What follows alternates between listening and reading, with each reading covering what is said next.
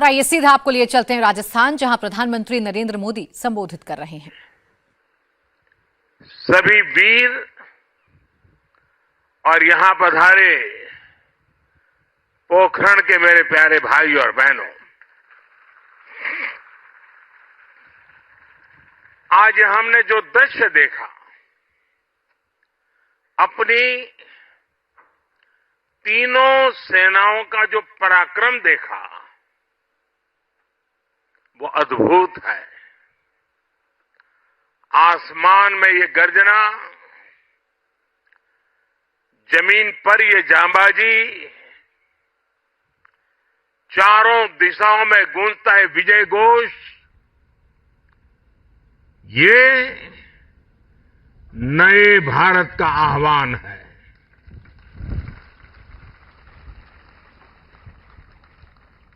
आज हमारा पोखरण एक बार फिर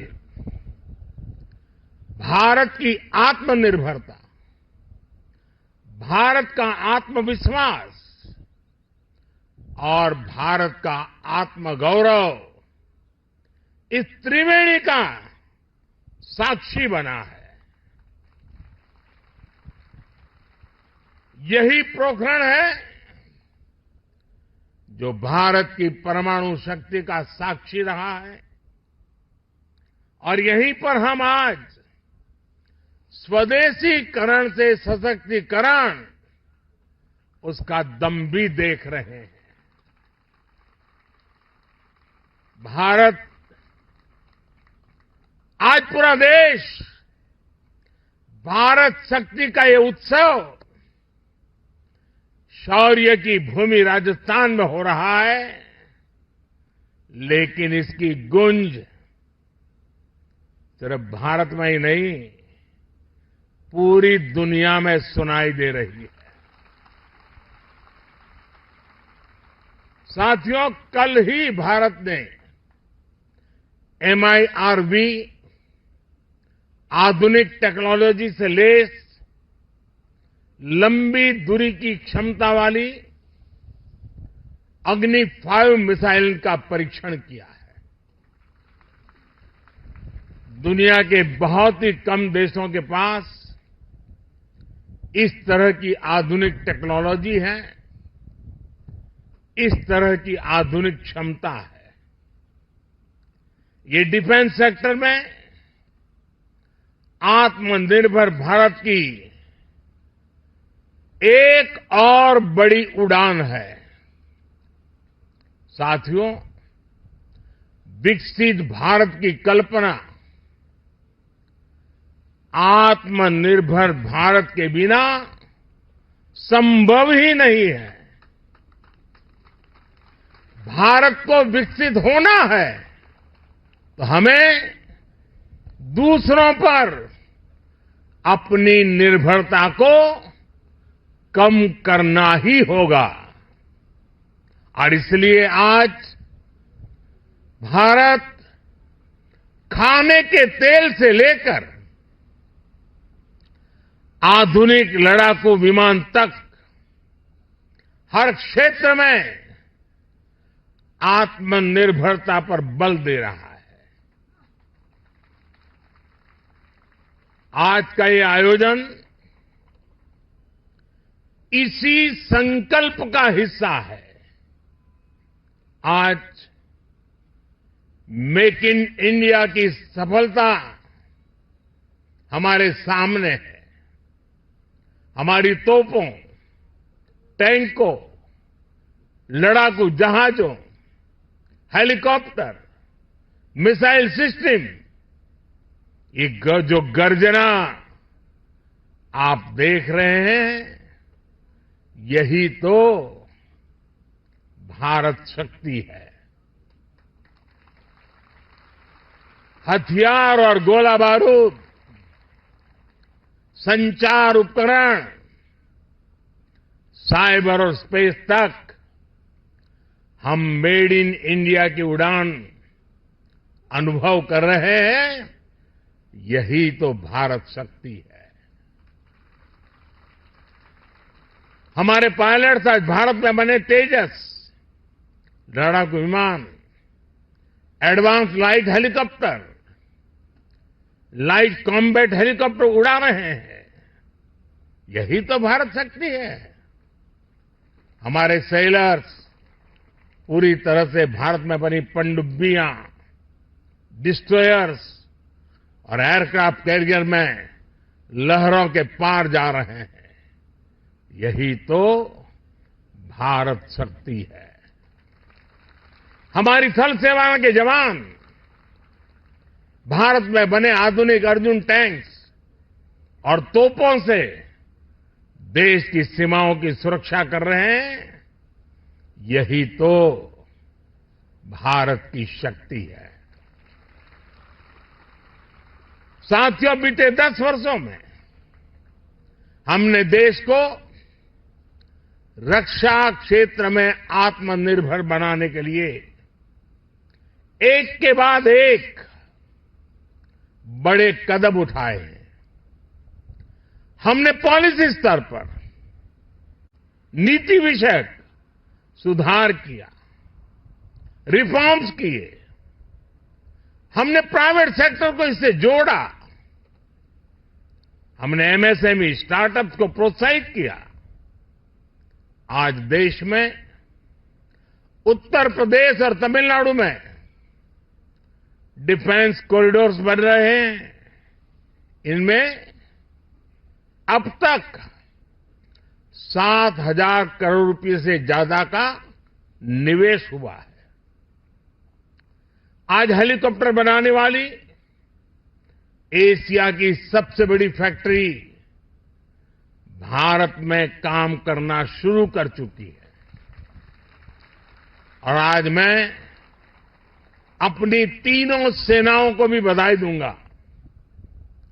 हमारी तीनों सेनाओं ने सैकड़ों हथियारों की लिस्ट बनाकर तय किया कि अब वो इन्हें बाहर से नहीं मंगाएगी। हमारी सेनाओं ने इन हथियारों के भारतीय इकोसिस्टम को सपोर्ट किया। मुझे खुशी है कि हमारी सेनाओं के लिए सैकड़ों सैन्य उपकरण अब भारत की कंपनियों से ही खरीदे जा रहे हैं। 10 वर्ष में लगभग 6 लाख करोड़ रुपए के रक्षा उपकरण स्वदेशी कंपनियों से खरीदे गए हैं। इन 10 वर्षों में देश का रक्षा उत्पादन 2 गुना से भी ज्यादा यानी 1 लाख करोड़ रुपए से अधिक हो चुका है। और इसमें हमारे नौजवान भी अहम भूमिका निभा रहे हैं। पिछले 10 वर्षों में 150 से ज्यादा नए डिफेंस स्टार्टअप शुरू हुए हैं। इनको हमारी सेनाओं ने 1800 करोड़ रुपए का ऑर्डर देने का निर्णय लिया है। साथियों, रक्षा जरूरतों में आत्मनिर्भर होता भारत सेनाओं में आत्मविश्वास की भी गारंटी है। युद्ध के समय जब सेनाओं को पता होता है कि जिन हथियारों का वो इस्तेमाल कर रही है वो उनके अपने हैं, वो कभी भी कम नहीं पड़ेंगे, तो सेनाओं की ऊर्जा कई गुना बढ़ जाती है। बीते 10 वर्षों में भारत ने अपना लड़ाकू हवाई जहाज बनाया है। भारत ने अपना एयरक्राफ्ट कैरियर बनाया है। C-295 ट्रांसपोर्ट एयरक्राफ्ट भारत में बनाए जा रहे हैं। आधुनिक इंजन का निर्माण भी भारत में होने वाला है। और आप जानते हैं, कुछ दिन पहले ही कैबिनेट ने एक और बड़ा फैसला लिया है। अब 5th जनरेशन लड़ाकू विमान भी हम भारत में ही डिजाइन, डेवलप और मैन्युफैक्चर करने वाले हैं। आप कल्पना कर सकते हैं कि भविष्य में भारत की सेना और भारत का डिफेंस सेक्टर कितना बड़ा होने वाला है। इसमें युवाओं के लिए रोजगार और स्वरोजगार के कितने अवसर बनने वाले हैं। कभी भारत दुनिया का सबसे बड़ा डिफेंस इंपोर्टर हुआ करता था। आज भारत डिफेंस सेक्टर में भी एक बड़ा निर्यातक बनता जा रहा है। आज भारत का डिफेंस एक्सपोर्ट 2014 की तुलना में 8 गुना से ज्यादा बढ़ चुका है। साथियों, आजादी के बाद से एक दुर्भाग्य ये रहा कि जिन्होंने दशकों पर देश पर शासन किया, वो देश की सुरक्षा को लेकर गंभीर नहीं रहे।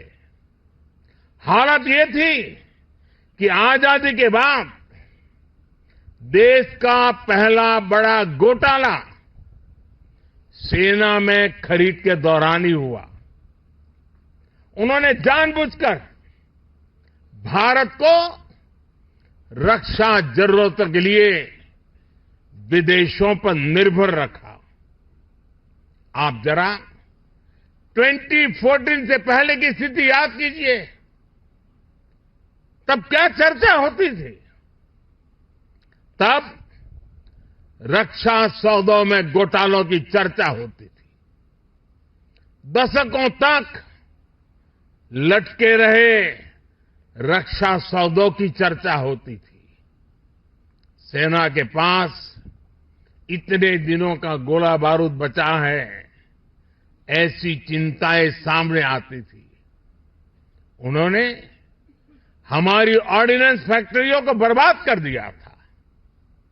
हमने इन्हीं ऑर्डिनेंस फैक्ट्रियों को जीवनदान दिया, उन्हें 7 बड़ी कंपनियों में बदला।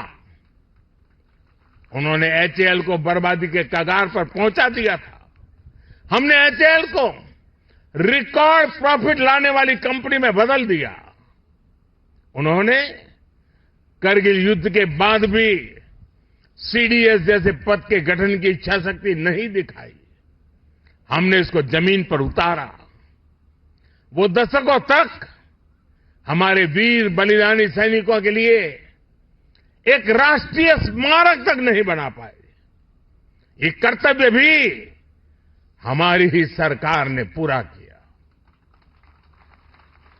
पहले की सरकार तो हमारी सीमाओं पर आधुनिक इंफ्रास्ट्रक्चर बनाने से भी डरती थी।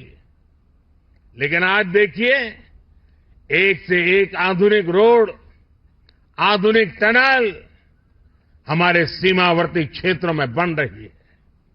साथियों, मोदी की गारंटी का मतलब क्या होता है, ये हमारे सैनिक परिवारों ने भी अनुभव किया है। आप याद कीजिए, 4 दशकों तक OROP, one rank one pension को लेकर कैसे सैनिक परिवारों से झूठ बोला गया। लेकिन मोदी ने ओआरओपी लागू करने की गारंटी दी थी और उस गारंटी को बड़े शान के साथ पूरा भी कर दिया। इसका फायदा मैं आज जब राजस्थान में आया हूं तो मैं बताता हूं, राजस्थान के भी 2.25 लाख पूर्व सैनिकों को मिला है। उन्हें ओआरओपी के तहत 5,000 करोड़ रुपए से ज्यादा मिल चुके हैं। साथियों, सेना की ताकत भी तभी बढ़ती है जब देश की आर्थिक ताकत बढ़ती है। बीते 10 वर्षों के अथक और ईमानदार प्रयासों से हम दुनिया की 5वीं बड़ी आर्थिक ताकत बने, तो हमारा सैन्य सामर्थ्य भी बढ़ा है। आने वाले वर्षों में जब हम दुनिया की 3री बड़ी आर्थिक ताकत बनेंगे, तो भारत का सैन्य सामर्थ्य भी नई बुलंदी पर होगा और भारत को 3री बड़ी आर्थिक ताकत बनाने में राजस्थान की बहुत बड़ी भूमिका होने वाली है। विकसित राजस्थान विकसित सेना को भी उतनी ही ताकत देगा। इस विश्वास के साथ भारत शक्ति के सफल आयोजन की फिर से एक बार मैं आप सबको और तीनों सेनाओं के द्वारा संयुक्त प्रयास को हृदय की गहराई से बहुत बहुत बधाई देता हूं। मेरे साथ बोलिए, भारत माता की, भारत माता की, भारत माता की। बहुत बहुत धन्यवाद। तो जल, थल और नभ में भारत के पराक्रम का आज प्रदर्शन का दिन था। नरेंद्र मोदी के सामने, देश के प्रधानमंत्री के सामने ये वॉर एक्सरसाइज थी। और पोखरण में, जैसा कि प्रधानमंत्री नरेंद्र मोदी ने कहा, ये पोखरण एक ऐसी धरा जहां से भारत की परमाणु शक्ति का प्रदर्शन हुआ और इसे पूरी दुनिया ने देखा। आने वाले वक्त में सेना की ताकत नई बुलंदी पर होगी। हमारी सरकार वर्ल्ड रैंक 1 पेंशन की गारंटी पूरी करने वाली सरकार है। आने वाले वक्त में सेना की ताकत और जिसे कहे सामर्थ्य, उसमें दिन दुनी रात चौगनी तरक्की होगी। भारतीय सेना के बेड़े में अर्जुन नाम का एक ऐसा शक्तिशाली टैंक शामिल है जो युद्ध में दुश्मन को कदम पीछे खींचने पर मजबूर करते। इसकी तुलना T-90 से होती है। जब अर्जुन ने पोखरण में अपनी ताकत दिखाई तो सब देखते रह गए। अर्जुन टैंक को भारतीय सेना के लिए DRDO ने विकसित किया है। अर्जुन टैंक का नाम महान धनुर्धर अर्जुन के नाम पर रखा गया है। अर्जुन की ही तरह इसका निशाना भी अचूक है। 2004 से अर्जुन टैंक भारतीय सेना की सेवा में है। 10.6 मीटर लंबे अर्जुन MK1 टैंक का वजन 58.5 टन है। वहीं अर्जुन MK1A का वजन 68 टन तक पहुंच जाता है। अर्जुन टैंक की अगर खासियत के बारे में और इसकी रेंज के बारे में बात करें तो 450 किलोमीटर की रेंज है। वहीं इसके एडवांस्ड वेरिएंट अर्जुन MK1A की रेंज का खुलासा फिलहाल नहीं किया गया है। टैंक 70 किलोमीटर प्रति घंटे की रफ्तार से आगे बढ़ने की क्षमता रखता है।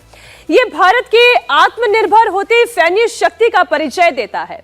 हम आपको देश में बने भीष्म टैंक के बारे में भी जानकारी देंगे। इसकी तस्वीरें भी आपको दिखाएंगे, जिसकी गर्जना भर से ही दुश्मन थर्रा उठते हैं। इसकी ताकत और क्षमता को देखते हुए इसे भीष्म नाम दिया गया है, यानी ऐसी दीवार जिसे कोई भेद नहीं सकता। जमीनी लड़ाई में भीष्म टैंक भारतीय सेना का सबसे भरोसेमंद साथी है। इससे पहले रूस से खरीदा जाता था, लेकिन अब इसका निर्माण देश में ही किया जाता है। वही बात जो प्रधानमंत्री नरेंद्र मोदी अपने संबोधन में कह रहे थे, भारत के आत्मनिर्भर सैन्य शक्ति का ये परिचय है और यही बुलंदी पर लेकर जाना है। T-90 टैंक युद्ध के मैदान में किसी भी विरोधी के हौसले को पस्त कर सकता है। इस टैंक में बस 3 लोग रह सकते हैं। पहला कमांडर, फिर दूसरा गनर और तीसरा है इसका ड्राइवर। 40 से 48 टैंक का ये टैंक जब मैदान में उतरता है तो इसकी धमक महसूस की जा सकती है।